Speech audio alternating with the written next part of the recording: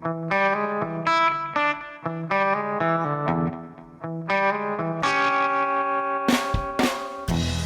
everyone, so I've dedicated all of December 2021 to winter steelhead fishing. I've already released several gear videos, and last week I released a video titled My 5 Favorite Steelhead Rod and Reel Setups. Well, after doing the video, I kind of realized not everybody wants to pay the kind of money I do for steelhead equipment.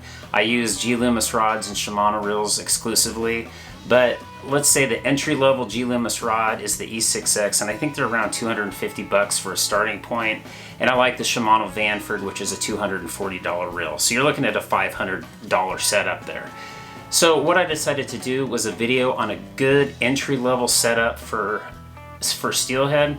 This is the rod and reel combo that I recommend to friends and family members that come to me and say, hey, I want to get into steelheading, but I don't want to spend a bunch of money.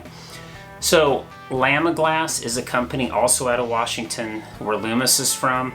They have a series of rods titled X11, and they're an entry-level rod. Suggested retail price on them is 105 bucks from the Lamiglas website, and that's for the cork model. I actually paid $59.99 for this at Bi-Mart like 3 years ago. I don't think we're going to see that kind of pricing anymore. It was on sale, but I looked, and right now they're $79.99 at Bi-Mart. So for an entry-level steelhead rod, this is a great rod to get started. The one that I would recommend, this is a 9'6". I'll explain the model number here to you. It's an LX96MS. It's an 8 to 12 pound test line rod. It's rated for 1/4 to 3/4 ounce lures, and right on the rod it says float, spinner, and drift. So those three methods, float fishing, spinner fishing, and drift fishing, this rod can do. It's a medium power. It's a moderate fast action, which I like the fact that it is a moderate fast action. And the reason that's important, and just to kind of do a little explanation of what power and action refer to. So the power is the amount of pressure it takes to flex the rod. Like how much do you have to put into that rod to be able to flex it? The action is where the rod flexes. So a fast action, the rod flexes mostly in the tip. A slow action, which is on the other end of the spectrum, the rod bends all the way to the grip. I personally like a moderate action for steelhead float fishing and fast action for spinner and drift fishing. So this is kind of an in-between, so it's good to do a little bit of everything. If you specifically want to float and jig fish, I would actually go with the light power model, which is the LX96MS, just because I like to fish really light jigs and floats, and having that light power allows you to load that rod and be able to cast a little farther distances. But again, this is the rod that I would recommend to a friend and family member. This one's a good all-around rod. So the reason I actually own this rod is I jokingly call it David's rod, because my best friend lives in Washington, and sometimes he flies down to go fishing with me, and he doesn't want to have to bring all of his steelhead gear on the plane. So I have a couple of these as loaner rods. Also, if you watch any of my videos that have Johnny Risco, he also uses these rods almost exclusively. He doesn't quite want to spend the kind of money on Loomis. In fact, the only one that he's actually broke is the one that he slammed in my pickup door. So make sure to give him a hard time for that. So let's go over some reels. Now, I exclusively use Shimano reels just from experience.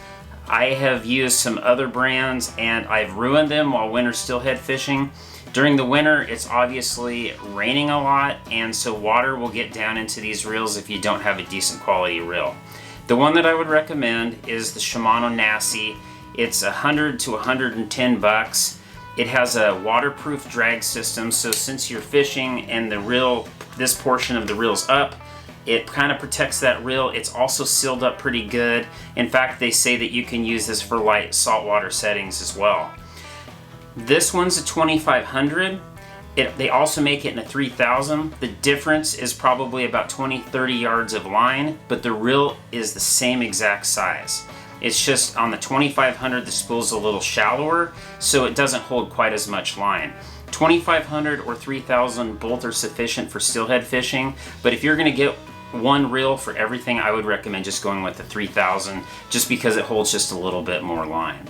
I recommend just filling up, if you're just looking for a simple setup, filling up your reel with 10-pound Berkeley XL. It's a good line. You can use it as your main line for float and jig fishing, bead fishing, and spinner fishing. If you don't want to spend $100 for a reel, I totally get it. You can go with the Shimano Sedona. I think they're about $70 or $80 and they're a pretty good reel. And they make them in 2,500 and 3,000.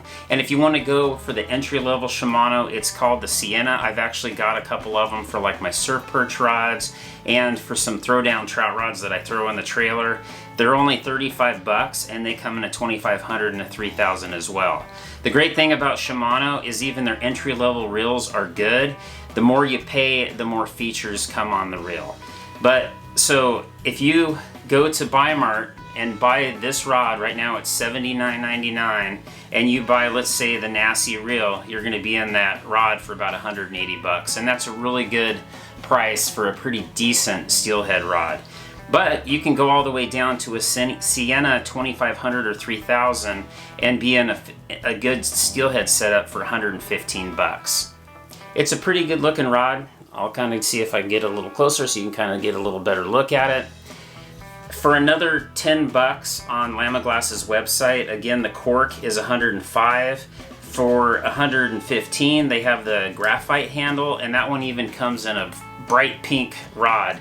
My daughter actually expressed a little interest in that, so she might be getting that at some point. So anyway, this is a great setup if you are just trying to get into steelheading, or maybe you've been out of the game for a little while and you just want to get back into it and you don't want to spend a ton of money. I'll put some links down below in the description field. Maybe I'll do like a good, better, and best, you know, as far as the reels go, and I'll put the model numbers for the rods as well.